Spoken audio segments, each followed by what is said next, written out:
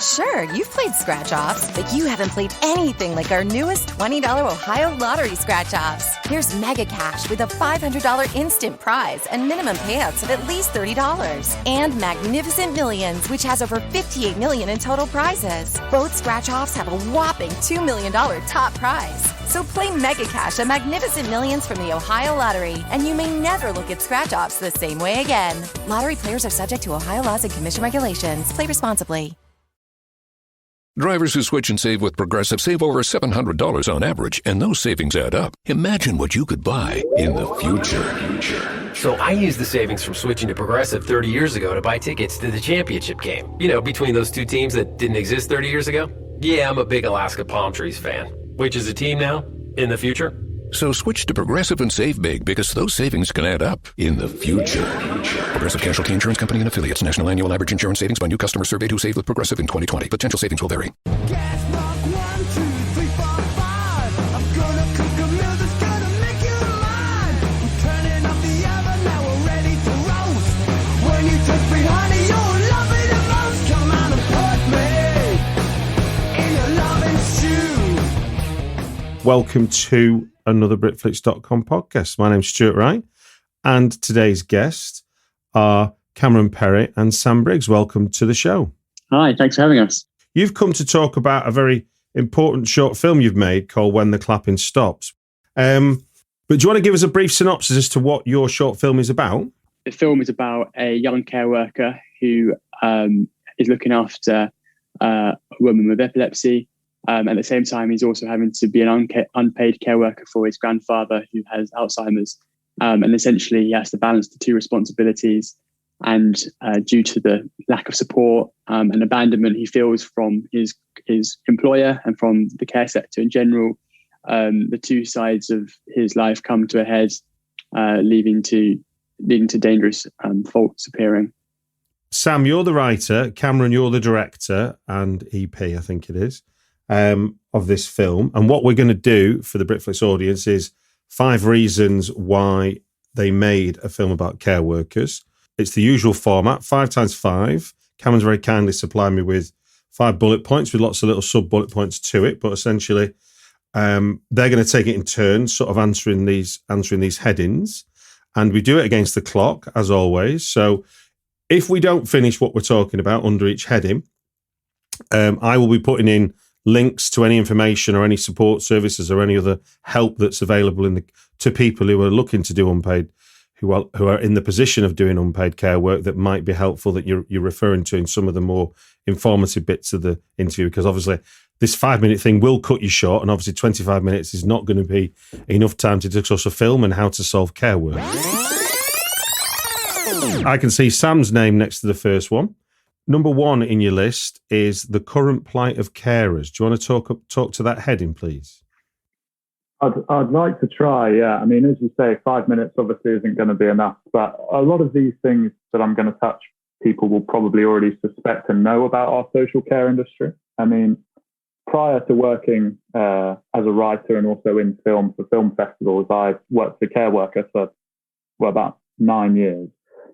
And through that had kind of collected up a mass of, different relationships I've had with people as carer to client relationship, and all sorts of different people, young, old, complex needs, maybe more social needs, people with disabilities of all different kinds. And so I've kind of had a wealth of, personal stories just from my own experience, but I'd never really considered combining the two. I worked as a care worker and I also worked freelance as a writer, and I kind of, maybe it's my own sanity, didn't really want to connect those two, or maybe just because it's such a big topic, didn't really know where to start. But eventually I did, and me and Cam kind of started talking about how we could try and make this short film that kind of addressed some of the things that I've experienced being a care worker and some of the challenges the industry faces and that you face as a carer. And when we were really at the early stages trying to seek our inspiration and trying to learn more about the topic outside of just my own personal anecdotes, we were doing a lot of research, and we found this one statistic that still, really was the basis of the start of the film and kind of carried on our impetus the whole way throughout, which was this fact from a Skills for Care report from March 2020, and the report found that the annual turnover rate for UK independent carers was 40.6%. And we kind of read that fact and we're just like, that can't be right, surely. 40.6, nearly half of a workforce feeling as though they have no choice but to abandon it, for want of a better word, and, move on to something else. So we read that fact and just thought, bloody hell, that is crazy. And, we then started to go, okay, well, here's the film. It's, going to be about trying to find and trying to express, even in a short space of time, what some of those reasons are that really push a lot of care workers, 40.6% of the independent ones at least, to the edge and feeling that they have no choice but to leave. So, again, as I say, some of these things people have already considered, but, it's the low pay, it's the difficult hours, emotional stress, it's, can be quite physically demanding if you're maybe having to lift someone, or if, I've worked with a lot of people who have been like physically, violent, that kind of, physical demand. It could be sleep-ins. I do a lot of, have previously done a lot of sleep-ins, a shift that starts at 9 a.m. and then finishes at 5:30 p.m. the following day, so there's so many things there that are kind of stacked against you to make a job that we need to make as easy as possible so that you can do your best job really hard. And that's kind of, where we started, and with Matty, our care worker in the film, facing some of these problems and just trying to make it work in spite of those. And, another thing that we really kind of wanted to kind of acknowledge is that one of the big problems for both the industry, the care workers themselves, and the people they're supporting is understaffing. For all those reasons we've just discussed, people are getting up and leaving. But actually, it just creates some huge problems. If you're a client and you're using a care worker, and you have in the past experienced the fact that it's an understaffed sector, if you've got someone who you think is doing maybe, say, a 6 out of 10 job, that you just think they could be doing better, they're not giving you the support you would like and feel that you deserve, and you're thinking, maybe in any other job, I'd have gotten rid of them by now.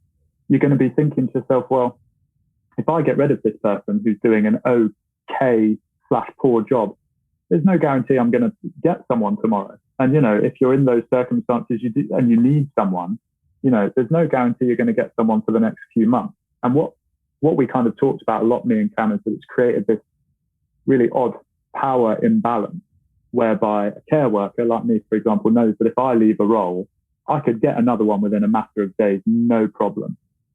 So, and, I feel like you always need a scenario where the employee is just as grateful for the job that they've got as the employer is for them for doing it. And that power balance, really isn't there with something that's so understaffed, because you can just find that people feel as though they can leave the job. Oh, there goes the alarm. Oh, hey, there you go. Look out for Simon. Beautiful. Moving on to the number 2, Cam, I have your name next to this one. We've got the heading, Why This Film? Do you want to expand on your conversation, I guess your conversation with Sam that then becomes a film? Yeah, for sure. So, picking up from that. So Sam and I met at university. And we're both involved in like the creative scene and like drama and filmmaking. And after university, we were like trading scripts back and forth. Obviously, Sam writes a lot. I write a little bit, but I'm always interested to read scripts. And I just really like Sam's writing. And we were discussing how, potential collaborations and what films we'd be interested in making. And I was really keen to make, from films I've made in the past, a film that had a message wider than the runtime. If you like, it had like a purpose, it had a meaning, it felt like we were saying something. And we then sort of started getting into talking about Sam's experience as a social care worker, and literally, what he just said, talked about the experience of being in that role and some of the situations that he's found himself in. And I remember him telling me a story about how he'd got a role as looking after a man who had severe epilepsy, and he never was interviewed by the employer, he literally just essentially walked in off the street and was looking after this man, instantly. And, fortunately, Sam had a fair bit of experience and was trained in looking after someone with that condition. But, anyone could have walked in, and it's scary to think, how someone else could react to it, and how the severity of what it would be like if someone, took that job and didn't know what they were doing, and the consequences of that. And that's just one illustration of I guess the lack of structure and support and that there is there. And what are you hoping to show viewers about the relationship between the carer and the client, as it were? Whilst it's obviously, whilst people in the care of care workers are obviously, they obviously need the care worker. We also wanted to show quite a complex relationship between the carer and the care worker, the person being cared for and the care worker. And it's something that is very mutual and is full of love and trust and friendship, really. And I think, for example, in our film, Matty is, possibly because he's so busy looking after his grandfather and June, who has epilepsy, in his day job, he has quite a quiet life. He needs the friendship of June as much as June needs his help. And, June is obviously much older than him and has more life experience, and is like the life and soul of the scenes that she's in, and certainly like a real ray of sunshine for Matty. And when he finds things hard, she brings a lot of humor to the situation. And, they bounce off each other, and they need each other in lots of different ways. And, we would definitely want to try and explore that and show that. You say you've known each other for a while. So when you read in one of Sam's scripts, what's the process for you to develop it together? Yeah, well, it's something that, as I said, it's something that I wanted to make a film that I felt like I wanted to tell, and I felt like I could get behind as a person, and hearing Sam's experience, it's clear there's an urgent need to support, for there to be change and there to be more support. And I think it's also a story that a situation that lots of people can relate to. People might not be as aware, but they can certainly sympathise for Matty and his situation. And lots of people, if not everyone, knows someone who is cared for. Whether it's a grandparent or a parent or a sibling or an aunt or uncle. And I think they're the knock-on effects that it has. That if a care worker doesn't have the support they need, that can knock on to the person they're being cared for, and ultimately the family, and everyone's affected by the situation. Brilliant. Well, look, there was the bell. We'll move on to number 3. Sam, COVID as a backdrop. Do you want to expand on that for us? Sure will, yeah, as it was for everyone, for everything they did, sadly. But even despite all the stuff that I had to say in that first answer that I gave, I truly hadn't thought about writing anything to do with care work until COVID. And really what the actual event was that made me think, well, actually, I definitely want to be writing something about this now, was Plight for Carers, which was a fantastic initiative in so many ways, but for a lot of frontline health workers, just a bizarre moment. I'm sure lots of us were very grateful, and it's great to get that recognition, but there was also some things about it.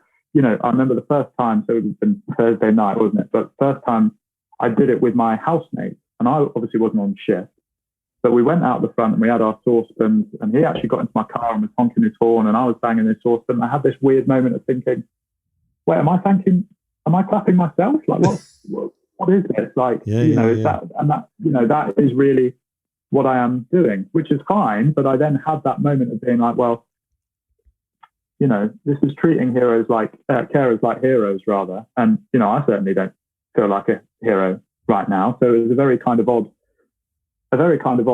moment, which really helped to kind of spur on the writing. But it, you know, as I said, it was kind of, that was almost my starting point of like, right, if I'm going to write something about a care worker, I've got no interest in writing something where that care worker is a hero.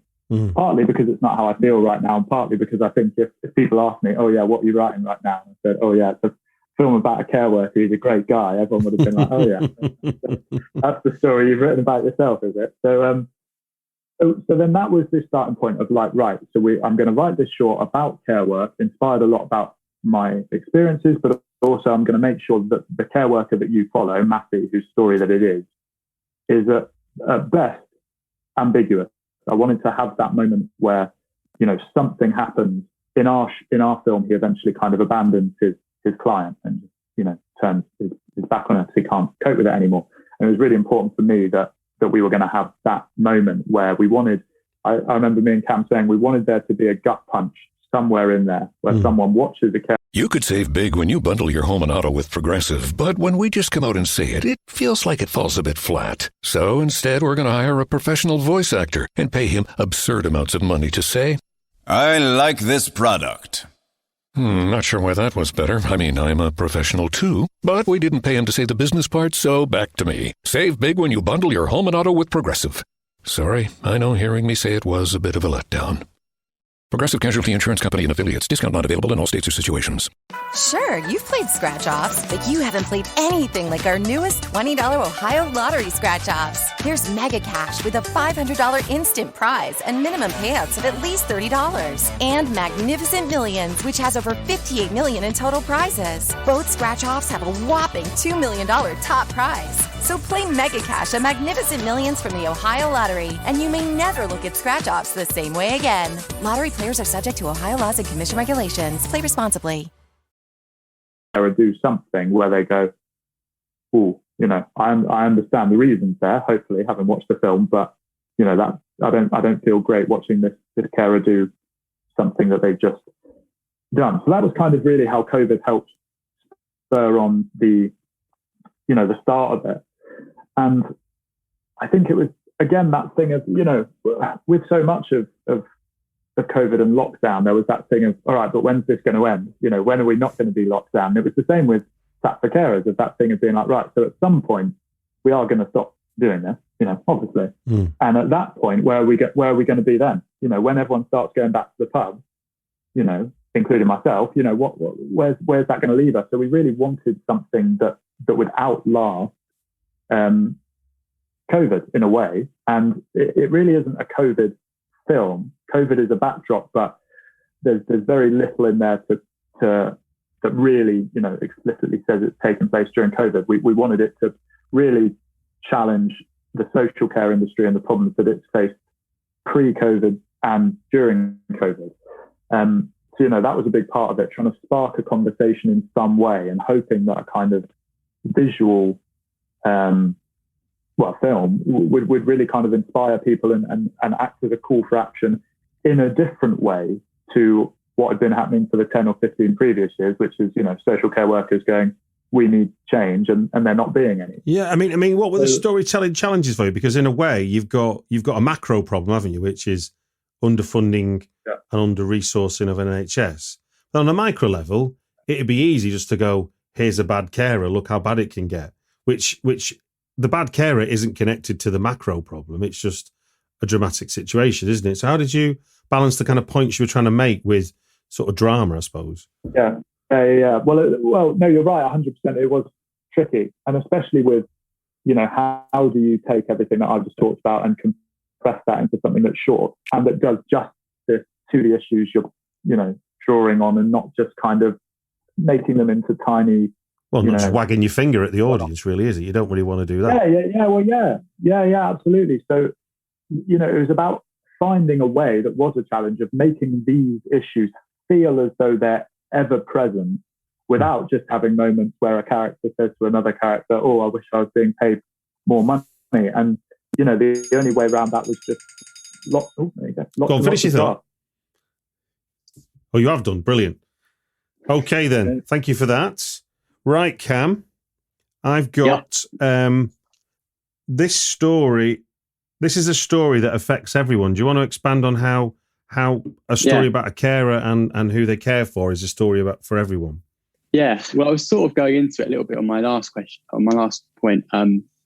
But yeah, I mean, I think what was the big aha moment was that when we were kind of thinking of ideas for the film, was that as I said, lots of people, if not everyone, knows someone that's been affected by a work of a care worker. Mm-hmm. But not everyone, if not, very, very few people know what the reality is of a care worker and the day-to-day of a care worker and the struggles and challenges that they face. And I think that parallax of like everyone can, when you start to like show that and you show it to people, people can really sympathize with it and really relate to it. Yeah. But nobody knows about it. And I think, as I said, like the knock-on effect that a care worker who isn't supported and ultimately leaves the job or doesn't do the job to their full potential because they're burnt out and exhausted or whatever, affects the person they're getting cared for, which affects their family, which affects all of us. And I think stories like Matty and June, the two characters in our film, Matty being the care worker and June being the one being cared for, are happening up and down the country every day. And we kind of, in the film, look at that cycle of care workers. Not to sort of ruin it, but there's a twist at the end where a new care worker basically arrives on the scene, and that 40.6 statistic of the turnover rate for care workers is really illustrated at that point that it is just a constant cycle. I mean, you are making a piece of entertainment, which is a short film, as much as it's got a message and it's informative. So what became the sort of cinematic challenges for you as a director, sort of taking this story? You've only got you've got few characters. You've not got spaceships and all kinds of vistas to deal with. So what were some of the challenges to sort of make this visually interesting? And were there any particular techniques you were using that helped convey the kind of message and emotion you were trying to get across? I think very early on, I thought it was clear to me that the success of the film was going to be on the relationship between Matty and June. And did we believe that relationship? And was it a genuine relationship? And actually, when we were casting, for example, so we had Miles Mitchell was the actor who played Matty, and I worked with him before on some other projects. He's was a regular in Holby City, really talented actor, and obvious to us that he should be our Matty. So once we reached out to him and he took the role, which was amazing. And then once we had him in place, finding our June became a little easier because when we were auditioning June, we essentially did a casting test straight up the bat. So Matty, Miles Mitchell was in the audition, and essentially it was like, okay, out of all these actresses, like who do you connect with the most? Who do you feel like is? And I think that was really helpful, and that really helped sell that relationship and like convince people that this was a real relationship. And so that was a big thing. I think as well, like, why we felt like film was a reason for communicating this message, as filmmakers, like that seems to, this is our domain, right? And I think that the power of film is the way that people can connect with stories and connect with the characters. And I think can really, quickly, it is only a short film. It is only 11 minutes long, like relate to Matty and understand his situation and be in his shoes. And I think that's a really powerful tool. That's a really powerful communication device of like, someone who walks into the cinema and has no idea what it's like to be a care worker and can leave out feeling hopefully totally compelled to like help and to understand what it's like as a care worker, facing those challenges. And I think, and I sort of realized that from some other films that I'd made before. I made a couple of projects which had similar sort of socially conscious, messages in it, and the reaction and understanding that people got from that was like, right, yeah, this is something that we can tell and we can communicate really well through film, and that's how we sort of kind of strive towards doing that, really. Yeah. Brilliant. Well, look, we're up to number 5 now, and this is where you're going to sort of take us through what's the next steps, and hopefully the pair of you can to contribute to this one as to what happens after this film for you.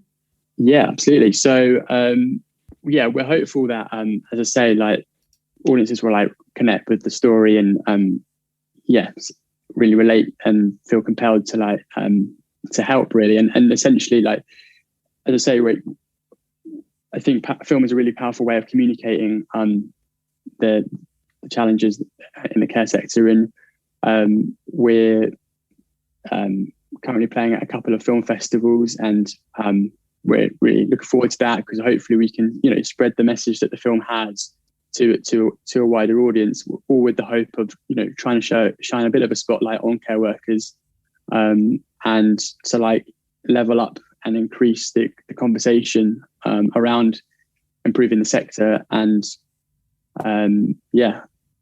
starting conversations or feeding into conversations about meaningful change. How do you think this if me, I mean, I'm fortunate enough to be aware of sort of some aspects of care work because of what my mother did for a job, but for those people that have had no experience of care work and have had no need to be a care worker and don't know that has, what do you think? What them starting a conversation? Where would you encourage them to take that conversation if it touched them and felt like, yeah, there's a real problem here. We need to do something about this. Where can people be applying pressure, as it were, in their everyday life once they've seen your movie? A good question, really. I mean, I remember me and Cam were saying at one point, I think it was only a month or two before we started shooting, having been working on the script for a year, Boris brought out his social care plan. And I remember I said to Cam, what happens if, the need for our film isn't there anymore after this plan? And then I listened to his, supposed reform on the radio and thought, oh, well, that's not going to be a problem. That's not going to solve anything. Which, I say that with a bit of gallows humour, but, sadly, that's kind of the truth, is that, there is still so much more to be done. I think for me, as I've mentioned, it's about trying to find ways that we can solve that understaffing problem. But again, how do you convince people that, their next career move wants to be a care worker when, for all the reasons our film outlines, maybe they don't. So what you're saying though is, sorry, maybe I missed this point, but so there's money to pay for care workers, but because of the nature of the work, it's people are not tempted into it, and if they are tempted into it, they leave. So there's never enough care workers. Is that what you're saying? Yeah. I mean, yeah, essentially. I mean, it's another thing. It's an industry with not a huge amount of job progression, which is something that, to be fair, Boris's Reform Act is trying to solve. Of having that pathway once you're actually in the industry onto bigger and better things, and just feeling like you're not stuck in a rut by doing care work for 40 years, by feeling as though there's things you can move on to. So hopefully that's going to encourage people. Hopefully. What do you think? I would just add that I think, what we really hope with this film is that people just have these conversations around, and the conversation circulates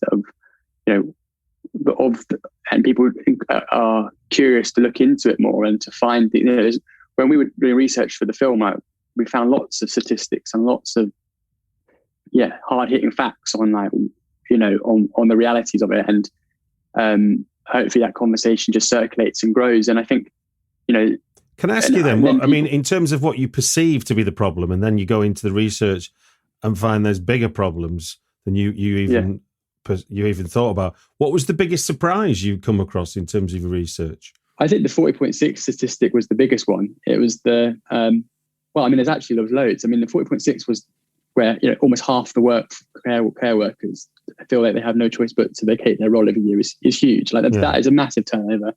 I mean, other ones are like, I can't remember the exact figure, but the amount of unpaid care given by unpaid care workers each year is humongous. I think it's bigger than the NHS budget. There's also statistics about the number of people who will be unpaid carers at some point in their lives is also really high. So there's lots of things. I mean, another quick thing about, there's a lot. If more people start talking about it, I think more answers might be reached. So for example, one of the things is that unpaid care workers are people who look after maybe a relative or someone who also have a full-time job in another area. Do they have the support that they need to take off time to look after the people they need to care for? Yeah. Are companies aware of the other responsibilities that their employees have outside of work? Can we put in structures to support them? So yeah, there's lots of different answers. Yeah. No, I can see. It's a big topic. Well, look, when the clapping stops is what, doing the festival rounds at the minute?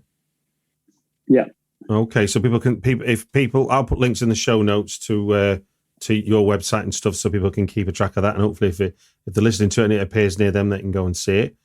But it just gives me to say thank you very much for giving your time on the Britflicks podcast. Cool. Thanks so much for having us.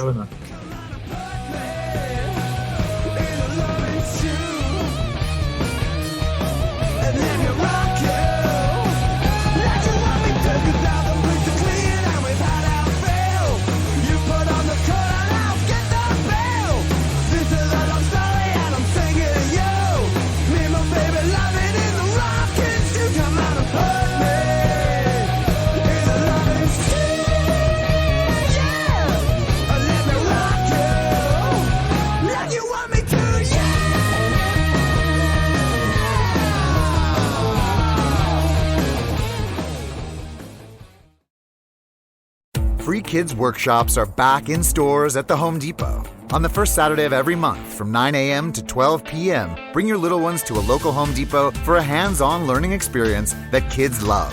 Find more kid-friendly projects and Kids Workshop kits at homedepot.com/kids. For 25 years, the Home Depot has been building confident, future doers with its free kids workshops. The Home Depot, how doers get more done.